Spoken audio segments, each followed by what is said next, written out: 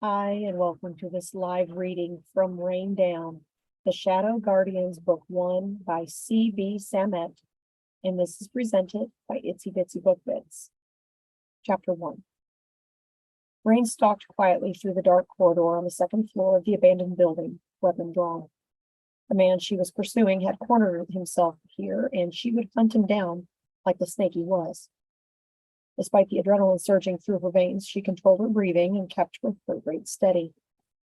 Her orders were to apprehend, but her employers wouldn't fault her for shooting a known killer. She doubted he would allow himself to be taken alive anyway. Given the chance, he certainly would kill her. Gripping her Glock 19 tighter, she reminded herself she had the element of surprise. She always had the element of surprise. There was one reason she was an effective guardian. She crept into a large rectangular space faintly lit by the glow of streetlights near the windows along one wall. By the indentations on the worn carpeted floor, the room had formerly been heavily trodden upon by shoes and office chairs. The cubicles remaining were the skeleton of a once living, thriving office space. A few divider walls and shelves littered the room. When Raine heard movement, the scrape of shoes along the coarse fibers of the carpet, she took position, crouching in the shadows against one wall. Judging by the path he was taking, Yor would walk directly past her. He would have a knife because that was his weapon of choice, the 12-inch blade so sharp it could split skin like butter. He was deadly fast with the steel, but Raine had bullets, and he would never see her coming. Her plan was flawless. FBI, you're under arrest, the male voice bellowed.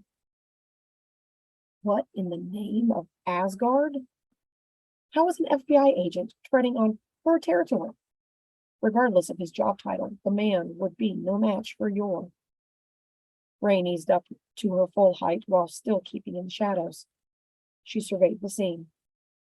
As Yor at her 3 o'clock would wound toward the agent through cubicle dividers, like a serpent through grass, the overeager FBI agent stood at her 9 o'clock with his weapon drawn, probably a Glock like hers. The scene raised several dilemmas in her mind. She didn't have a clear shot on Yor, and if she fired, she would give away her location. In addition, her gunfire would draw the attention of the FBI agent, who would then probably shoot at her. Meanwhile, if she did nothing, Yor would kill the agent. The man intruding on her hunt may be a moron. She couldn't let him die. Ugh, by Odin's eye, she silently swore. Moving quickly and quietly, she weaved her way toward the man. When she rounded a bookshelf, she saw Yor raising his silver blade to slice at the surprised FBI agent, who pivoted too slowly to readjust his arm, his aim. Raine kicked the empty, dust-laden shelf to buy her a second of distraction as she lunged. Leaping toward them, she raised her left arm in defense and fired her 9mm with her right. Yor's blade sunk into her left forearm, sending white-hot pain up her elbow and into her shoulder. Yor shrieked from the bullet wound and jerked his knife back out of her so fast she hadn't even landed on the floor yet. Blinded by pain, she wasn't sure where her shot had landed. His abdomen? His leg? Sturdy arms broke her fall. What the hell? The deep voice reverberated through her ears. She raised her gun, ready to shoot Yor again, knowing full well it would take more than one bullet to put him down. A line of blood trailed along the carpet and around a cubicle out of sight. At the far end of the room, a door opened and slammed shut. Gone. He was gone. Raine dropped her gun and clutched her wound as a wave of nausea swept over her. She couldn't follow now. She had to stop the bleeding. Cold sweat punched through her. The FBI agent tugged off her scarf and began wrapping her arm with it. Oh, that's a lot of blood. We've got to get you to a hospital. Just wrap it tight. We can't let Yor get away. It's a little late for that. She turned her head and blinked at the FBI agent.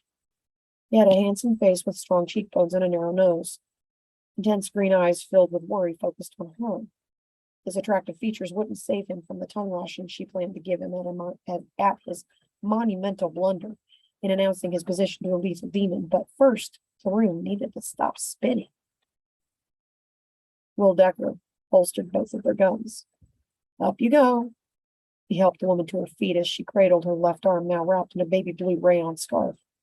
She was tall, probably 5'8", but still a half-foot shorter than him. How was she still conscious after enduring a knife plunging through her forearm, all the way through? He'd seen the silver tip come out the other side of her arm, a tip that had a direct trajectory toward Will's heart. How had that man been so damn fast? And how did this woman possess the prowess and gumption to put herself between him and a knife?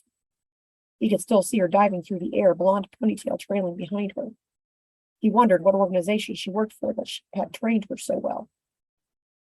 And despite a shot to the thigh, the criminal had bolted away, barely phased, and taking his deadly blade with him. Will was going to have nightmares about that knife. The woman stumbled as if battling the urge to pass out. He needed her to stay coherent. She was slender but built of solid muscle. If she passed out, he'd have to sling her over his shoulder to get her down the stairs, which wouldn't be safe for either of them. "What's your name?" Will asked, guiding her toward the stairwell exit. "Raine." Her brown eyes fluttered, threatening to close. "Raine. Raine with an E." "Okay, Raine with an E. What organization do you work for?" She blinked before she narrowed her eyes at him. "That's classified." "Really? Classified? You're going to try that strategy with an FBI agent?" They made their way down these steps together. "I don't give a damn how good looking you are. You're the jackass who screwed up my catch." Beads of sweat formed on her forehead. He blinked at her strange choice of words, an oddly timed compliment mixed with insult. Was she delirious? Her anger brought the redness back into her cheeks, which was a far sight better than how pale they'd been turning. Maybe keeping her angry would help her maintain consciousness while he could get her to a hospital. At the bottom of the steps, she gestured to a jacket on the floor belonging to her. Will scooped it up, noting it was bulky and crinkly, and understanding why she'd taken it off during the pursuit of the criminal. "I had everything under control until you literally dove onto the scene," he said, knowing it was a complete lie. He'd almost died, and he should thank her, but the sweetness wouldn't keep her lucid. Raine scoffed. "You have no idea what that monster is capable of. You're a mouse to that snake." The monster she referred to had certainly looked snake-like. His skin had a reddish hue with white flakes, maybe some type of psoriasis or other skin disorder. The man had moved fast and deadly like a snake, too. "A mouse?" Will huffed. "I don't know any 6'2" mice with a gun and a badge." "Size and status has nothing to do with it. Did my bullet slow your down? No, it did not. Yours wouldn't have either." Your. She had a name for the serial killer. That was more than Will's files had, unless her organization had given him some kind of nickname. The FBI knew him as the serial killer, Blade. "And why don't bullets slow him down?" Will asked. They reached the bottom of the stairs and exited the building. Will scanned the perimeter for threats, but only saw dim streetlights, a watery moon, and a light drizzle of bone-chilling rain coating the deserted Chicago street. "Classified," Raine said through gritted teeth. "Okay, Agent Classified, what can you tell me?" He helped her into the passenger seat of his rented Lincoln Continental. Because his was the only car in the vicinity, he guessed she'd taken a cab or rideshare here. As he leaned over to strap her in, he smelled the faint scent of lavender. A wayward strand of hair brushed his jaw. After closing her door, he climbed into the driver's side. "I can tell you that you drive an old man's car," she grimaced. "Hey, these long legs need space," he fired back playfully, masking his worry about how much blood she was losing underneath her scarf. Damn, she was tough. An impalement wound like that, he suspected he would have been bawling like a baby. "You need to drop your case against Jormungandr and let me handle him," she cradled her arm. "You and what army? Besides, I've been tracking this guy for 3 months. You and your classified ass can take a backseat to my investigation." He kept his tone light. He wanted to irritate her and distract her from the pain, but he also wasn't going to simply drop his case. "You're going to get yourself killed. Of the two of us, you're the one bleeding." He drove the car away from the curb and headed toward the highway. "That's because," she glared at him, but he grinned and winked in return. "Ugh, you're unbelievably annoying." When she pursed her lips, he suspected she'd deduced he was intentionally provoking him. In a more serious tone, he said, "Thank you for saving my life, Raine." Yeah. She looked out the window, one arm holding pressure over the bandaged wound. "Now, I'll return the favor and get you to a hospital." "No hospital." She laid her forehead against the glass of the passenger side door and closed her eyes. He was definitely taking her to a hospital.